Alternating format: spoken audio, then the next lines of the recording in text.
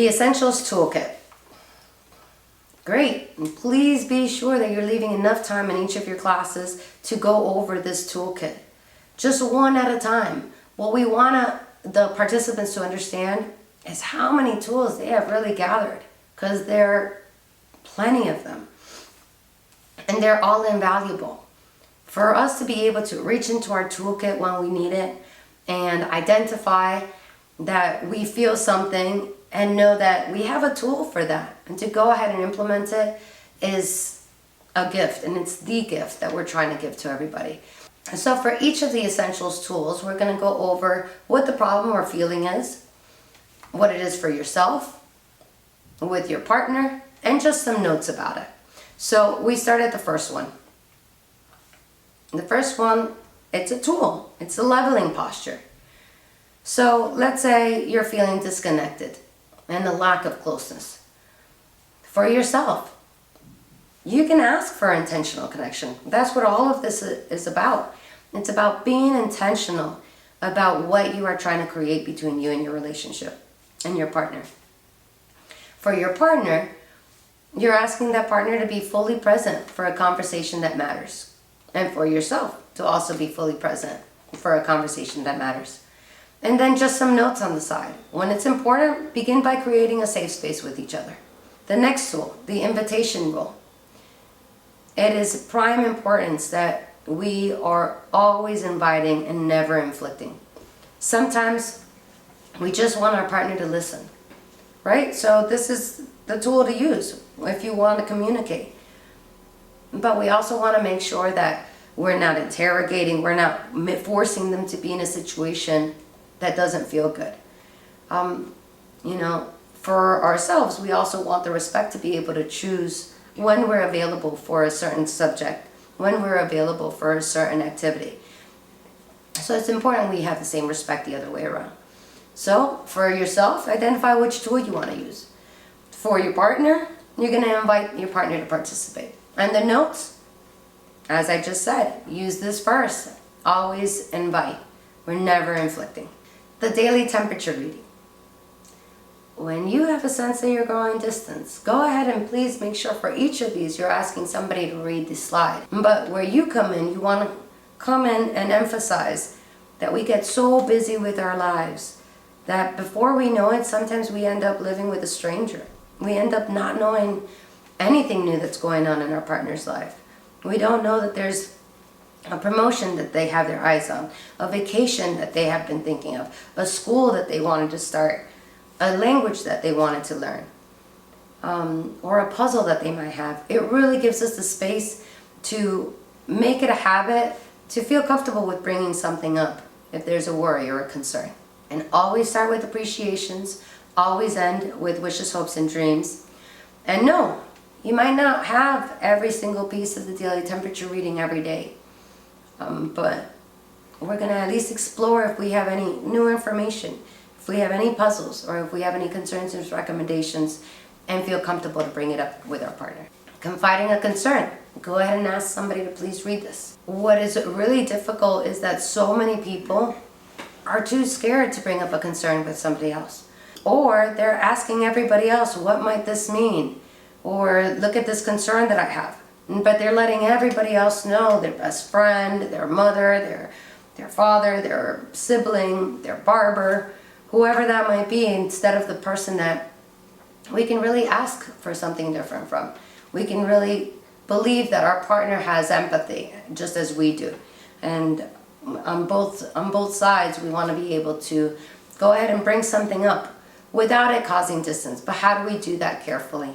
So that's what we've learned. Empathic listening.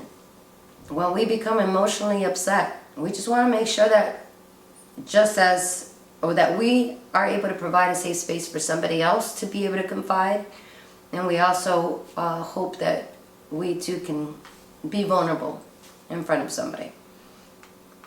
And we're always encouraging thank yous and appreciations, because the gift of listening is a huge gift to have. Feeling unheard is one of a painful feeling for many people. Talking tips for confiding. Please go ahead and have somebody read over this. Emphasize what a gift it is to be able to confide in somebody. Caring behaviors, the 5-to-1 rule, the vulnerability that is in a relationship if we don't have enough money in the love bank. And please go over those facts or factors after a participant reads it. Emptying the emotional jug. Please go ahead and have somebody read this one as well. And we're just going through all of these tools just to make sure that they know how many tools they really have. And they're walking away knowing that they can pull these tools anytime. So, emptying the emotional jug, when we're feeling like we're about to explode, when we're realizing that, we're doing little tiny bits of, being curt or being frustrated, let's let it out. We can go ahead and ask our partner, can I please do an emotional jug emptying with you? That's going to be very important for us to be able to identify that in ourselves and be able to do that for ourselves. And as our partners and our family members learn more about these exercises, they too will be able to identify it in themselves and be able to invite you to help them empty out their emotional jug as well. The timeout tip. There are people across the world that wish they would have thought about the timeout tip. Wish they would have seen that relationship roadmap and remembered, wait, if I think about my future and what I want there, and I think it's happiness together with somebody versus the pain over here, and I can take that moment of pause to say, right now, I'm not going to say something right. Let me go ahead and take a break. It's invaluable. With one statement of, maybe we shouldn't be together, or I knew this was wrong, you can really damage a relationship and damage something that you very much want. The relationship agreement. And go ahead and have somebody read that. And just emphasize that at the end of every fair fight for change, we go ahead and write it down. And we write down the parts that we think would benefit our relationship. The fair fight for change. Being able to negotiate a behavior change. It doesn't mean that they're going to change. It doesn't mean that somebody's going to agree to it. But it does mean that there is a structure that people can go through to ask for that change. And if not now, maybe later. Or maybe later you realize with empathy that you're asking for something that means a lot to somebody else. But the more we're able to sort of just know that we're doing this on behalf of the relationship, it can be a win-win for as long as you can. Untangling love knots. When you're feeling resentment towards your partner, go ahead and explore. Where does this resentment come from? Where does this belief come from? And go ahead and go through that wheel. The powergram. This is simply making sure that you're figuring out who's making the decisions before you're surprised later. And being able to negotiate it. Whether it's with empathic listening, talking tips, fair fight for change, whatever tool you can use. But it's structured, it's safe, and keeps you on the pleasure side of the relationship. Identify the emotional allergy, where you feel these intense feelings, these upsetting feelings. Go ahead and reflect on them. Find out where they came from. Find out where you first felt that feeling. It's a gift to be able to sort of solve your own puzzle a little bit. We're all mysteries. And to go back and be able to trace where things come from and be able to have them potentially not be a detriment to your dreams anymore would be invaluable for you and for your future, whether it's this relationship, another relationship, or all of the relationships. But identifying it for yourself is very important. And then confiding the emotional allergy. Wanting your relationship to be a healing relationship. This is past communication and being present.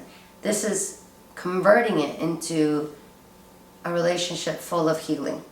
A relationship that you can go to somebody and be vulnerable. You can confide in somebody. You can have empathy for that person. And all the other way around as well. And preventive maintenance. Come back to these tools regularly. Come back to them. Check them out. See what you need. See what you'd like to implement. And invite and use these tools. And work to keep on the pleasure side. So this is the preventive maintenance checklist. It's not necessarily, a worksheet that needs to be done now. It's a worksheet that you'd be taking the steps to do regularly. So you check back in and make sure that you're taking care of your relationship by using these tools. Okay, please make sure you're stopping everybody to do the participant survey.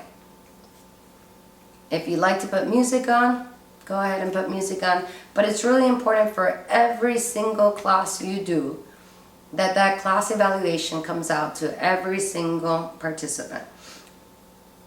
Without this class evaluation, we don't know how to strengthen our programs. We don't know where we can offer more support.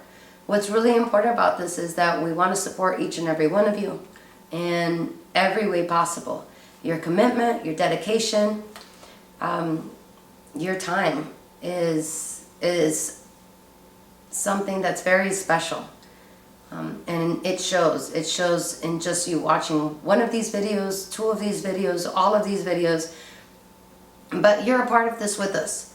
And our mission since the 1970s, we're about half a century in, is to create a world, a safer, saner, and more loving world. And we're happy you're in it with us. We really thank you for that. Go ahead and collect all these evaluations, and please be sure to send them in to us within, the next day. Definitely can be sent in digitally, emailed, faxed, whichever way is easiest for you. But they do have to come back to our offices after every single class that you do take. Reflection. At the very end, we're going to go through this reflection. You would not be asking anybody else to read this. You would read this on your own to the class, and I'm going to do it for you now. So everybody out there, please close your eyes for a moment to reflect back on your first moments in this class. What hopes did you have then? And what new hopes do you have now? And how are you feeling?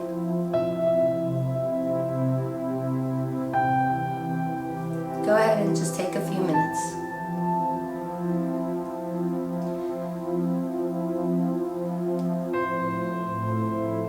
When you open your eyes, if you can't share them with me through this screen, go ahead and just share them with the world and speak your wishes, hopes, and dreams. And thank you very much for our time together.